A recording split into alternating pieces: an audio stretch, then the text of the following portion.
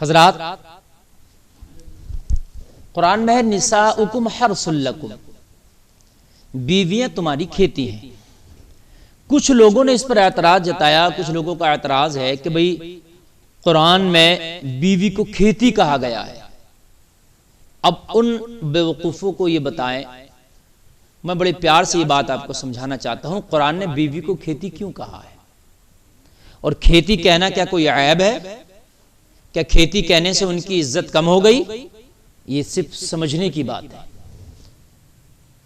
اگر صحیح دیکھا جائے تو یہ تو بڑے پیار کا لفظ ہے۔ دیکھیے، سب سے پہلے تو ادھر آ جائے کھیتی کیوں کہا۔ کھیتی جو ہے، آپ کیا کرتے ہیں؟ اس میں جا کے بیج ڈالتے ہیں زمین میں، پھر جو اس سے اگتا ہے وہ آپ کی کھیتی ہوتی ہے نا؟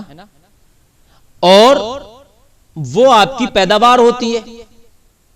سیم وہی کام جو آپ نے اپنے کھیت میں جا کر کے ایک بیج ڈالا تھا اور ایک امید رکھی تھی کہ اب میری فصل ہوگی، میری کھیتی پیدا ہوگی، چونکہ میں نے بیج ڈال دیا ہے۔ آپ کو ایک امید ہوتی ہے، تو اب جب آپ کو امید ہوتی ہے تو جب وہ آپ کی امید کا پودا بڑھتا ہے تو وہی امید کا پودا آپ کی کھیتی کہلاتا ہے۔ ایسے ہی آپ کی شادی ہوئی اور آپ نے بیوی سے ملاقات کی، تو اب آپ کو ایک امید ہوتی ہے کہ اس سے ہماری امید کا پودا اگے گا، یعنی ہماری اولاد پیدا ہوگی۔ تمہیں کیوں نہیں ہوتی ہے؟ تمہارے گھر والوں کو، ماں باپ، بھائی بہن، پھوپا پھوپھی، سب کو ایک ہوتی ہے کہ بھی ہمارے فلاں بیٹے کی، فلاں بھتیجے کی، بھانجے کی، فلاں کی شادی ہوئی ہے، کوئی امید کا پودا اگے۔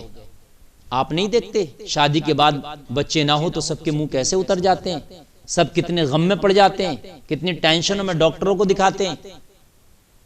تو کیا کھیتی جو امید کا پودا اگتا ہے، یہاں بھی آپ کی امید کا پودا اگ رہا، وہاں بھی آپ کا امید کا پودا اگ رہا، تو دونوں میں مشابہت ہے۔ بھئی وہاں بھی آپ نے بیج ڈالا، امید کا پودا اگ رہا ہے، یہاں بھی آپ بیج ڈال رہا ہو۔ بیج الگ قسمیں ہوتی ہیں، بیج کی آپ خوب جانتے ہو الگ الگ قسمیں ہوتی ہیں۔ یہ بھی ایک طرح کا بیج ہے جو آپ نے اپنی بیوی سے ملاقات کی اور جو ہے اس کے رحم میں آپ کا نطفہ پہنچا، وہ ایک بیج ہے۔ تو اب آپ کو امید شروع ہو گئی، اور کیا کہتے ہیں ڈاکٹر لوگ؟ ہاں بھئی امید سے ہیں، خوشیاں مناؤ، لڈو بانٹو۔ تو اب یہ بتائیے کہ اس میں مشابہت ہے کہ نہیں ہے؟ اس مشابہت کی بنیاد پر بھی کھیتیاں بتا دیا گیا۔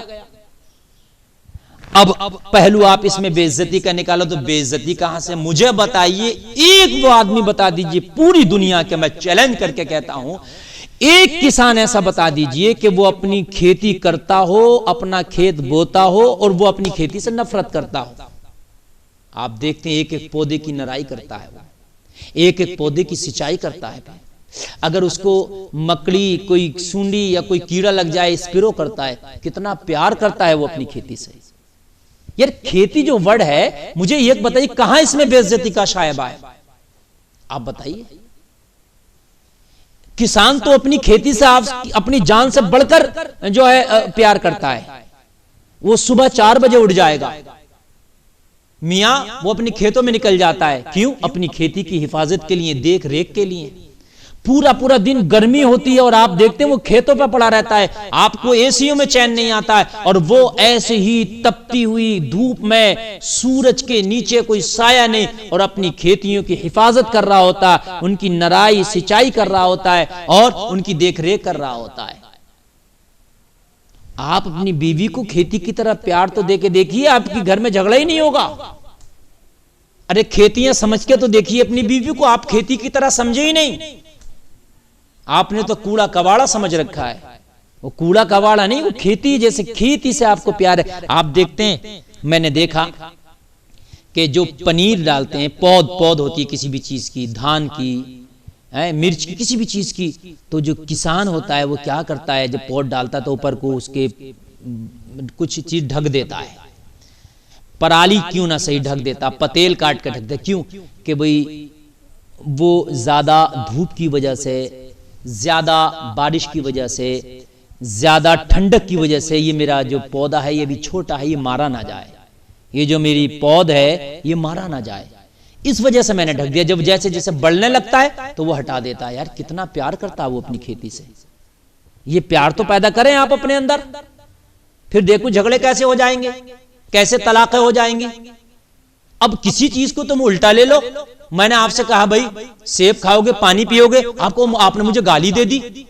میں کہوں بھی کیوں, میں نے تو پانی اور سیب کی بات کری ہے. آپ کو نہیں جی میاں, ہمارے ہاں تو سیب کو پانی کو گالی دی جاتی ہے. تو وہ آپ کی سوچ ہے نا, پانی کو آپ گالی سمجھیں, سیب کو آپ گالی سمجھیں. میرے ہاں تو عزت کا ورڈ ہے یہ, مہمان کی خاطر تواضع کے لیے پانی اور سیب پیش کیا جاتا ہے بھائی.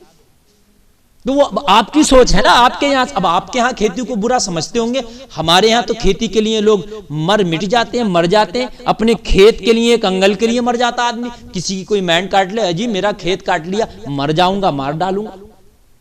ایسی بیوی سے کھیت کی طرح پیار تو کر کے دیکھ, تیرے گھر کے جھگڑے ختم ہو جائیں گے. اس لیے قرآن نے کھیتی کہا. ایک تو اس سے آپ کی امید کا پودا اگنے والا ہے.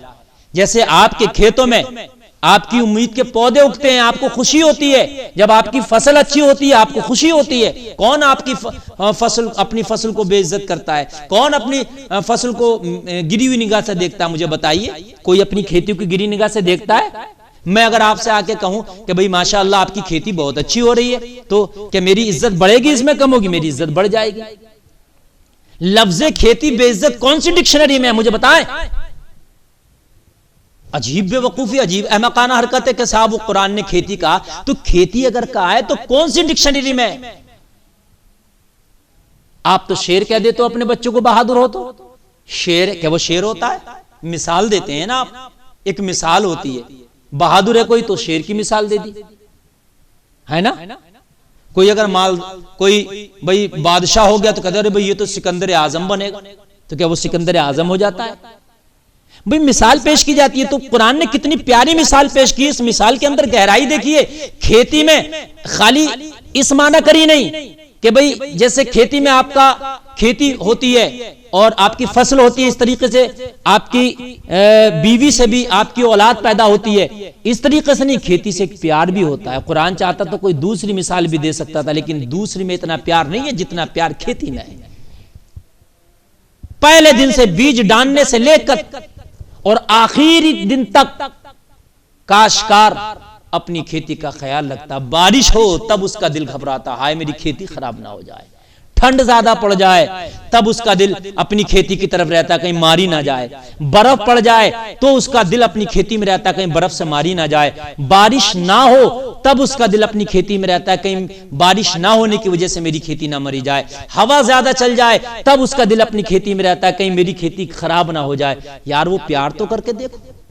ٹھنڈک ہو تو اپنے دل میں پیار محسوس کرو, میری بیوی کو کہیں ٹھنڈ نہ لگ جائے, کہیں گرمی نہ لگ جائے. کھانے کا خیال کرو, کوئی بیماری تو نہیں آ جائے. جیسے وہ ذرا ذرا سے اس میں خیال کرتا, کوئی بیماری آ گئی فوراً اس پہ کراتا.